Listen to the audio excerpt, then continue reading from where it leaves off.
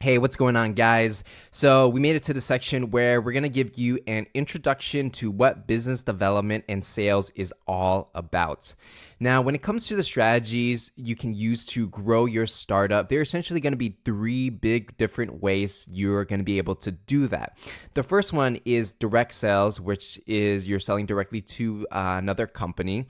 Another one is going to be business development, and this is where you're going to partner with another company to reach new audiences. And the final one is going to be marketing. So let's go ahead and dive into each one so you get a better understanding of what each function is, so you can figure out which one is going to be the best for your business. Now, when it comes to direct sales, essentially what you're doing is it requires you to build a sales team when you want to scale. And when it comes to direct sales, it also is a little bit more transactional compared to strategic. And when you are doing direct sales, the product or service that you're offering typically doesn't change too much. So essentially, you're going out to different companies and you're selling the same product or service. Some people are going to say yes, some people are going to say no, and you keep repeating that cycle. And so when you want to make money in direct sales, either you sell more of whatever you have or you get your current customers to buy more from you. So that's going to be a brief introduction into direct sales, but don't worry, we will go into more direct sales strategies soon. Now, business development, it's all about building strategic partnerships to reach another company's audience. And so what you're doing is you're going out and you're finding different companies that you can partner with, which is a little bit different from selling directly to them. And in a way, when you're doing business development, you're providing value to them and their customer base, but at the same time, you may also be providing value to your own customer base. And we will go into more examples of what exactly I mean in a bit. And finally, the last strategy is marketing, which is essentially creating inbound leads from content creation like videos and white papers and things like that. And essentially, the goal of marketing is to generate leads for the sales teams to go in and close the deal. Now, for the purpose of this course, we're going to focus on the direct sales aspect of things and business development aspect of things. And this is because although they are different functions within a company, the strategies you can use to be successful at both of them are very similar. So what exactly is the difference between sales and business development? They sound similar, they sound different, but let's go ahead and dive into, what exactly those differences are and what those similarities are so you can decide which one you want to focus on for your startup. So let's go ahead and talk about sales first. So in sales, you're essentially selling a ready-to-buy product, meaning the product may have some slight variances and change, but for the most part, you're selling the same thing to pretty much anybody that fits your product market fit. So an example of this is that you're selling a SaaS, software as a service software, insurance, consulting services, or even physical products like Nike sneakers. It could be things from software all the way to physical goods that you can wholesale. So you can essentially go to all these different companies and sell the same exact thing to everybody, which makes it very simple. And so the typical process when it comes to doing direct sales is you go through a sales cycles, you talk to them, have a meeting, you make sure there's a fit, then you close the deal. And then in the future, you will continue to sell the same product to them over time, or you will upsell them in the future. And this is very common, especially in the startup world for SaaS companies or technology companies. You may go into a company and see if there's a fit, and then you would sell them something. And a lot of times, SaaS companies work by selling them a subscription model. So every year they would have to renew that subscription.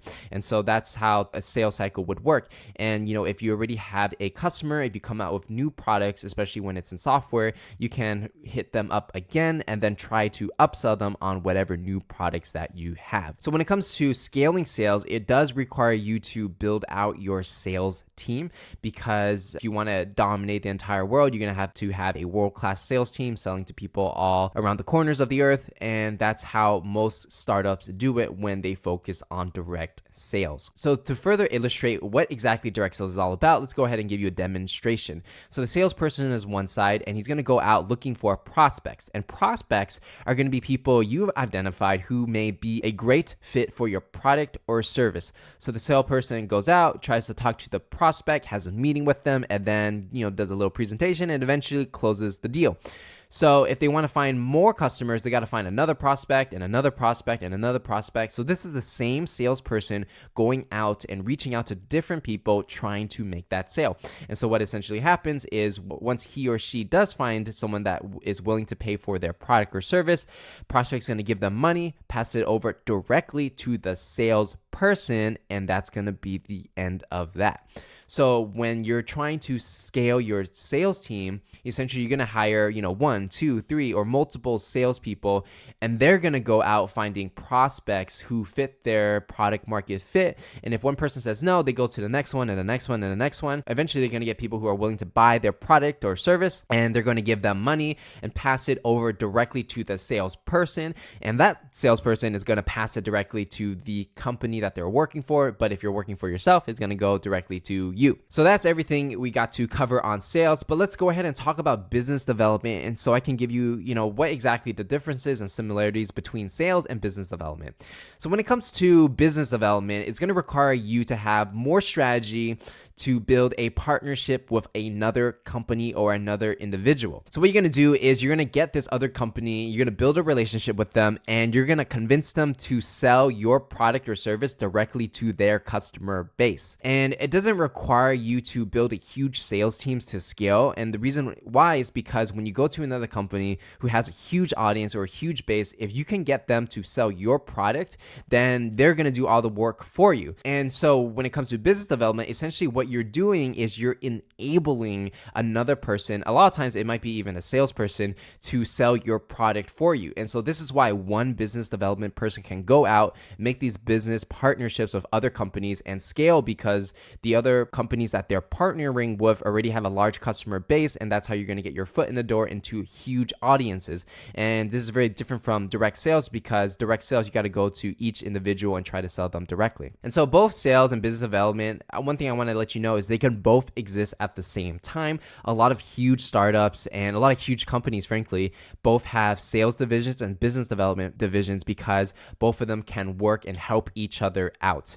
So there's going to be 4 different type of business development partnerships that you can utilize for your startup. And it's going to be product, distribution, brand, and channel. So let's go ahead and dive into each one so you have a better understanding of how business development actually works. Product business development, essentially you're building a business partnership that improves the end product either for you or the company that you are partnering with. And so what you're doing is you're increasing the value for the current customers, and you're going to attract new customers not only for the company you're partnering with, but you're also going to attract customers for yourself. So an example of this is when Spotify did a partnership with Genius. So if you guys don't know about the partnership, what it essentially looks like is if you ever used Spotify before on your mobile device, let's say I'm listening to Drake's Passion Fruit. On the top part of the screen, what you're going to see is behind the lyrics, and it's powered by Genius, and you can see their logo there. And so what happens is when you play a song on Spotify, and what Genius essentially does is they're a technology company, a crowdsourced technology company where people can go in and write the meaning behind lyrics, and the artists themselves can also input what they meant when they wrote the song. So when you're listening to the song, you could see directly what the artist meant when they were talking about it, and it goes line by line. So this is a really great partnership because Genius, which is a startup essentially who has all this data on the meaning behind lyrics, goes to Spotify and says, hey, we have all these annotations of these lyrics. Do you want to implement them in your service? So Spotify says, okay. And so all the millions of people who are Spotify listeners are now going to have Genius lyrics in their service when they're using it on their mobile device. And this is great for Genius because they don't have to go and get a sales team and try to sell all these different companies. If they strategically find companies like Spotify or Pandora or SoundCloud and say we can implement lyrics into the songs that you already have, and the company is gonna be like, sure, then Genius has access to millions of people who had maybe never have heard of the service before. And so how it works is Spotify collects a subscription from the millions of premium listeners, and they pass over the money to Spotify, and Spotify is going to pass a certain percentage or a certain fixed amount to Genius because of that partnership. By integrating Genius into their service, they essentially increase the value of the Spotify service. So it is a win-win situation for both sides. Now, the other type of business development we're going to talk about is the distribution model. And essentially what you're doing is you're going to gain new customers by getting exposure to other companies' audiences or customer base, and you're providing more value to your customers as well as another person's company. And so an example of that is the distribution model behind Netflix. So when you think about Netflix, which is, it's a larger company, but not too long ago, it was a startup. It's this huge platform where they got a lot of movies, a lot of TV shows, and essentially got millions of paying users who go on every single day to watch Netflix. And so if you are creating a new TV show, or if you're a stand-up comedian and you want to get more exposure, what you can do is you can partner up with Netflix and have them distribute your content onto their platform. And so if you're starting out creating a brand new show and nobody knows who you are and you want to get as much exposure as possible, doing a Netflix deal might make a lot of sense, because by purely putting it on Netflix, basically they're going to promote you to all their millions of watchers, and you're going to get lots of views right off the bat because you did that deal. So distribution deals are very powerful in that you can tap into other people's network and they can promote you. And why Netflix wins is because they're going to get all this fresh new content that may be only available on their platform. And so if you're a fan of the TV show that's going to come out and it's only available on Netflix, and if you don't have Netflix, you're going to have to go to netflix.com and buy a subscription. And so it is a win-win situation for both sides. Now, the next type of business development deal we're going to look at is the brand enhancing deal. And it's going to be a partnership that improves the brand image for both parties that are involved. And so an example of this is the festival Life is Beautiful and how it books different music artists. So Life is Beautiful essentially is a large music festival, and they're not quite as big as Coachella or another festival like that, but they are quite they're getting big, and they're pretty new on the scene and not as well known. And so how a music festival, and essentially they are a music festival startup, how they essentially build out their name is they're going to book really big artists to perform during their lineup. And if you are a fan of the artist, you might go to the music festival just to see them. And so if you look at their lineup, they're going to be people like Chance the Rapper, the Gorillaz, Lorde, Blink-182, Cascade, Wiz Khalifa. And so these are really big household names, especially in the US, that a lot of people listen to. And so if maybe you have never heard of Life is Beautiful, but you know that, the Gorillaz just came out of their hiatus and they're performing for the first time in many years, that's a moment where you're going to want to go. And if the only place to see them is Life is Beautiful, that's where you're going to be. So from a brand perspective, Life is Beautiful gets all this brand recognition because they have all these top tier artists performing at their festival. And for the artists, they win because they did a partnership with the Life is Beautiful brand. And by performing at a festival, what they're doing is, one, they're getting paid. Number two, they get the credibility of being a festival performer. So they could say, hey, I performed at this festival, Life is Beautiful, this other festival. And they can go out to other festivals all around the world and say, hey, this is my resume of where I performed. This is why you should book me for X amount of thousands of dollars. And so it's a win-win brand enhancing relationship, because Life is Beautiful wins by getting all these performers to enhance their brand by association, and the artists themselves get the recognition of performing at a big event like Life is Beautiful, and it is win-win situation on both sides. Another example of brand enhancing business development is, Gary Vee. So Gary Vaynerchuk, he's been on the entrepreneurial scene for a while, but recently he's been making a ton of content trying to inspire people to become entrepreneurs or do what they love. And so he makes a lot of content on YouTube, Snapchat, Instagram. He's got millions of followers all around the world. And so what he did is a partnership with K-Swiss. So he is, I believe, the first business person to have his own custom sneaker. And so this is very powerful because as a business person, by being the first business person to have a sneaker deal, he's going to go down in history as the first. And so it enhances his brand. And now K-Swiss is going to win because K-Swiss is competing against Adidas and Nike and a lot of the heavy hitters that are dominating the scene right now, and they're trying to become relevant again. And so K-Swiss may not be able to get a LeBron James or a Kobe Bryant because, one, it's expensive and maybe they don't have the brand leverage to get those people. So what they can do is they can go to someone like Gary Vee, who's getting really popular on the scene, especially in the social media world, and say, hey, let's go ahead and do a collaboration where you're going to have a K-Swiss shoe, your own shoe line, and you're going to promote it to your audience, and because your audience is super cool, K-Swiss will then become super cool by association. And so Gary Vee wins because he gets a sneaker before all the business people do and gets his own line. K-Swiss wins because they get to piggyback off of Gary Vee's social relevance in this time. And so it's a brand enhancing deal on both sides. The final business development deal we're going to look at is channel partnerships. And it's a partnership where two companies where they have similar customers develop a relationship where one company introduces the other product or service to their audience.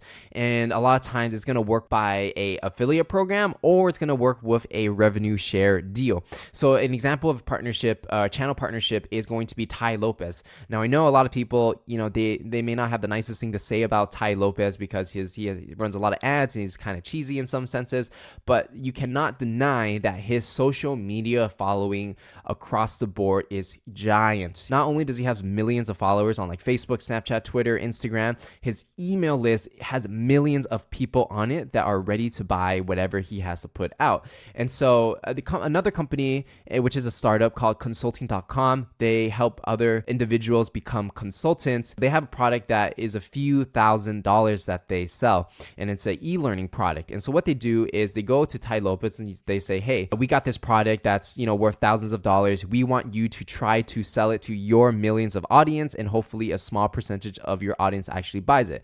So Tai Lopez says, okay, sounds good. I'll do it if we do a deal where I get revenue share, and they do the deal. So Tai Lopez go out and he will promote consulting.com's products to his audience, and his audience, a small percentage of it will buy it because they're a good fit for that product. And so what they'll do is the audience will give Tai Lopez money to purchase the product, and Tai Lopez is going to get his cut, and he's going to give the rest to consulting.com. And so that's a partnership where it's going to be a revenue share deal. Another channel partnership is Oracle, the company that I used to work at. So at Oracle, they do have a direct sales division, and they also have channel partnership divisions. So what happens is Oracle will have a representative go out and find all these individual sellers that do not work at Oracle. So they find these resellers who are looking to make money and have a customer base.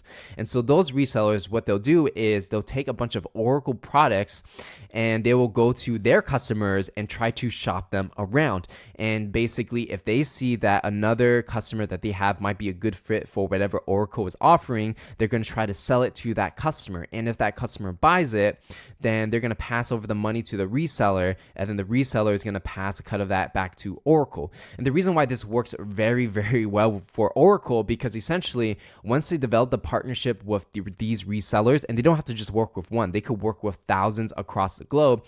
These resellers are essentially going to do all the heavy lifting and trying to sell it to their customer base.